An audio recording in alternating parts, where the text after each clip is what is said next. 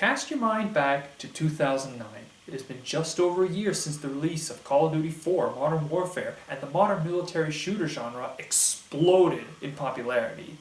And just over a year ago, Halo 3 was released to high praise and success. Now picture some guy saying, hey, I got an idea. Let's take those games and mash them together. Not only that, but let's release it on the Wii. We've got a surefire hit on our hands with that, and that's the story behind the Conduit. Presumably. The Conduit is a first-person shooter exclusive to the Wii, developed by High Voltage Software and published by Sega. It received mostly positive reviews and was awarded Best Shooter, Best Graphics, and Best Game on the Wii of E3 2008 by IGN. Gee, for a game with such high praise, why aren't more people talking about it? Well, I'll tell you why. It's because it's boring. It's boring, uninspired, and forgettable. All 5 hours of it.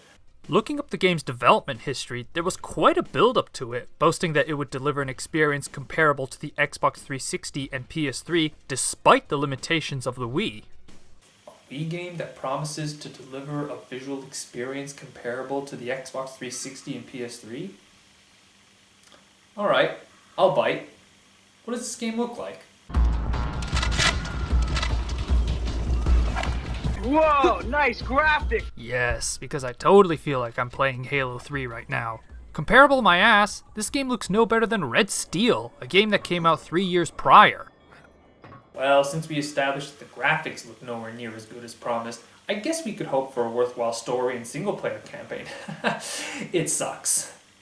The single-player campaign starts with our protagonist, Michael Ford, narrating some copy-pasted bullshit written by some conspiracy nut. It all begins with a simple question, one that was never meant to be answered. Most people will merely ask the question without expecting any kind of response. Maybe that's for the best. For the others, the ones who demand an answer, it's the start of true understanding. They begin to see the lies and conspiracies for what they are. We finally start to play the game after Ford regains consciousness from being hit by something. A full-blown invasion has taken place on Washington, D.C. by an alien race called the Drudge. Ford has to shoot his way through the collapsed Washington Metro until he comes across a giant portal, or Conduit, the thing this game gets its name from. We are then taken back 5 days prior. And I hate it when games do this. If the game's going to be linear anyway, why not start from the beginning of the story? All they're doing is recycling assets and creating a pointless level. And yes, I know this level was made so that the player can get a glimpse of what's to come and familiarize themselves with the controls. Alright then, let's talk about the controls. You move with the nunchuck analog stick and aim and shoot with the Wiimote. You can lock onto targets by pressing the Z button, and to reload, press the minus button. To throw grenades, you shake the nunchuck and melee attack by thrusting the Wiimote forward. A very odd control scheme, but not the worst. And shockingly, there are options to rebind the controls. There is one glaring aspect of the controls, and it's the same problem Red Steel had. Moving is a combination of the analog stick and using the Wiimote to turn. In theory, this should be no problem. However, in execution, it feels jittery and unresponsive at times, and unless you have the steady hand of a tattoo artist, aiming is imprecise and movement is very rough. When you're running and gunning at the same time, forget it. It's easier to hit an oncoming car with a potato cannon a kilometer away whilst being rolled around in a shopping cart. And get this game was supposed to be Wii Motion Plus compatible. That was scrapped early in development for some reason. And honestly, if the game had more fluid and precise controls, that would fix the many issues I have with it. So where does this leave the story? Well, it begins with a Mr. Adams, the leader of an organization called The Trust, offering Ford an assignment. Less than an hour ago, a terrorist known as Prometheus broke into a classified facility and stole a valuable prototype. He and his men are headed towards Reagan National Airport. I'm pulling in all available agents and military personnel. We are going to be waiting for him. By the way, these clips in between are the only ounce of story we receive, and they're about as engaging as watching two people talking on the phone. I mean, come on. At least Red Steel had those silly comic book style cinematics that showed some action. So a terrorist called Prometheus has stolen the MacGuffin of this game, a prototype device called the ASC, the All-Seeing Eye. In short, this is the Conduit's unique gameplay mechanic. It allows you to spot hidden objects such as these organic locks or secret areas, and later in the game, there are these invisible enemies which you reveal by scanning them with the ASE. Now that's cool and all, but the game never really explores the potential with this mechanic. Invisible locks and puzzles seem to be added just for the sake of giving the ASE purpose. Half the time you're just wandering aimlessly looking for these invisible nodes to unlock the door.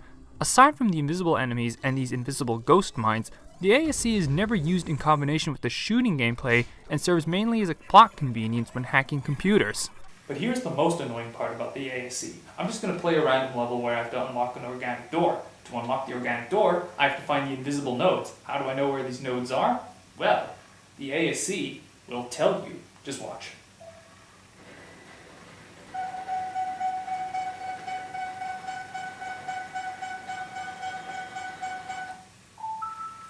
Now imagine dealing with that and simultaneously have to kill enemies. Whose idea was this?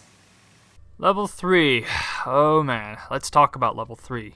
Mr. Adams tasks you with clearing out the secret bunker full of Prometheus' soldiers. It starts off alright, your standard affair of foot soldiers that get easily picked off, but then it introduces the Drudge drones, and because you don't have your armor, they can kill you with just a few hits.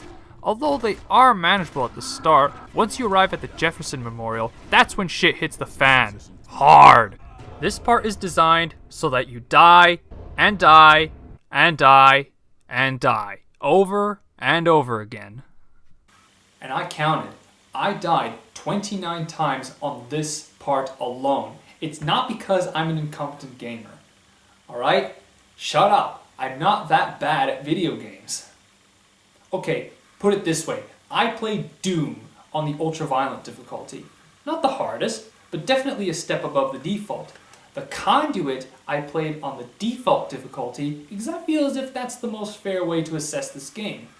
But on average, I died less in Doom than I did in the Conduit because in Doom, the challenge comes from mastery of the fluid controls and relying on your split-second reflexes.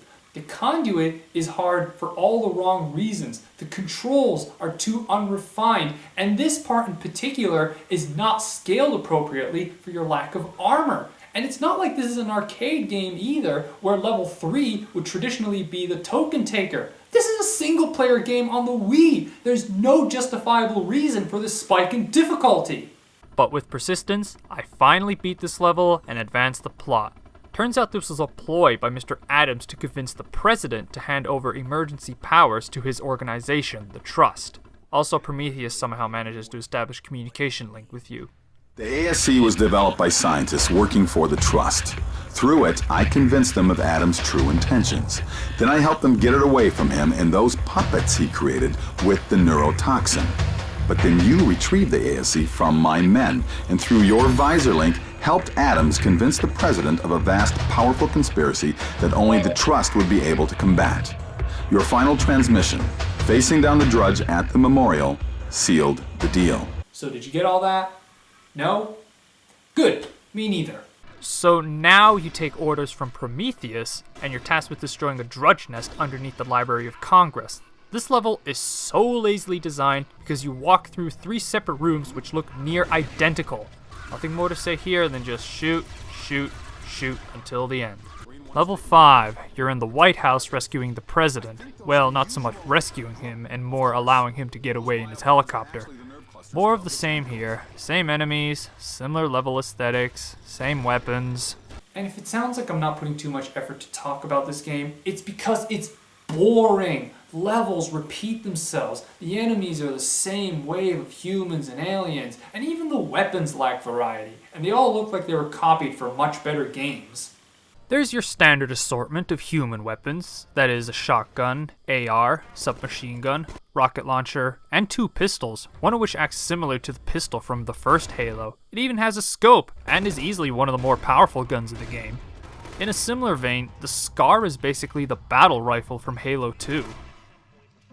The Drudge weapons are all ugly and over-designed. The strike rifle is basically the Covenant carbine with the added ability to charge shots, and the Shrieker is the less impressive version of the Needler. And then there are the Trust weapons, which are all generic and sci-fi-ish. There's a grenade launcher, a laser beam called the carbonizer, and there's the deatomizer, which looks like a vector submachine gun, but acts more like the plasma pistol from Halo with its ability to charge shots. But unlike the plasma pistol, it launches 3 shots in a spread instead of a homing shot, so I guess it's more like the bowcaster from Star Wars. And what the hell is this thing copying? Not only is the weapon variety lacking, but none of the guns are fun to use either. All they do is make an unsatisfying pew pew sound and then enemies fall over. The only gun I found satisfying to use was the shotgun, just the fact that it can one-shot kill most enemies. But this is a science fiction game. I want to use the alien weapons, but I avoid them because the shotgun just delivers better results.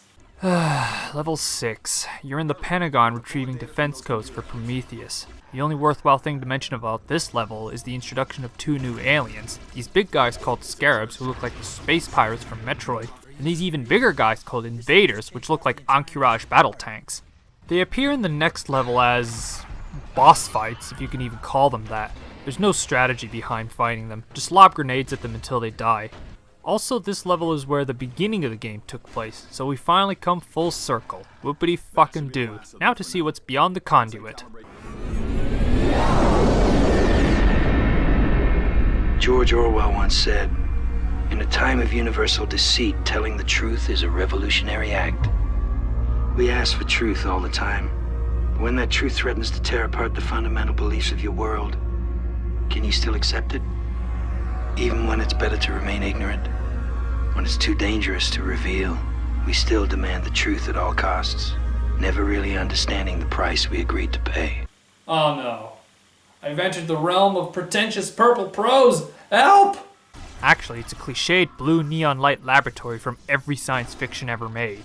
This is the longest level of the game, simply because there's a lot of backtracking. It's also one of those where the fuck do I go kind of levels. But eventually I found my way to the end, and spoiler warning I guess, here's the twist of the game. Over here, Michael. I don't need to use the ASC to speak to you anymore. You wanted to know where the drudge came from, Michael? Well, now you can see it for yourself. The drudge came from me. Okay, admittedly, this part caught me a little off guard.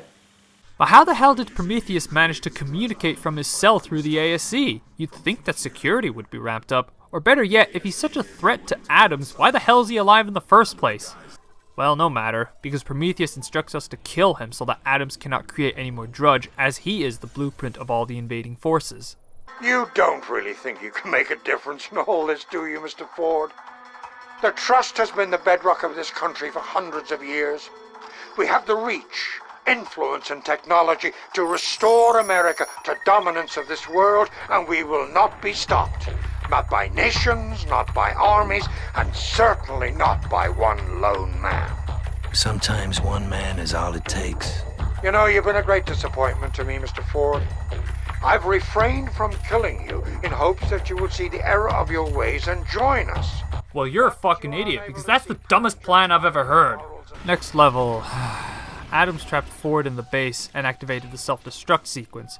So you have to reroute the power from these stasis fields in order to activate the conduits. Essentially, it's a test to see how fast you can kill the Scarabs. After you kill them, the conduit reactivates, Ford enters it with no idea where it will take him, and that's it. That's the end of the game. The end credits play with Mr. Adams talking to an alien. We're never told why the Drudge invaded Earth, or who Mr. Adams is, or fucking anything that would make this a satisfying ending. All they do is talk about taking over the world. Naturally!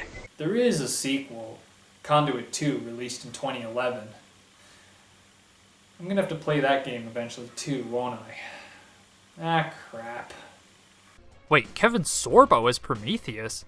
As in Hercules Kevin Sorbo? As in God's Not Dead Kevin Sorbo?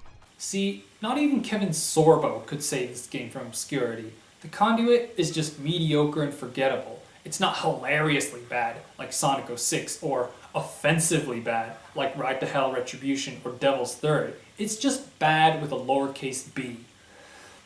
But you see, had the controls been a bit more refined and the story more fleshed out, I would go as far as to say that this game could have been an overlooked classic on the Wii.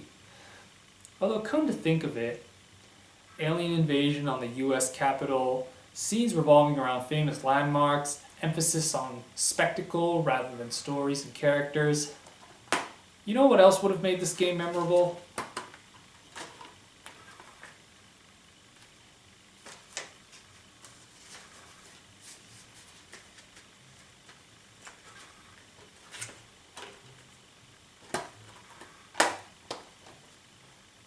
There.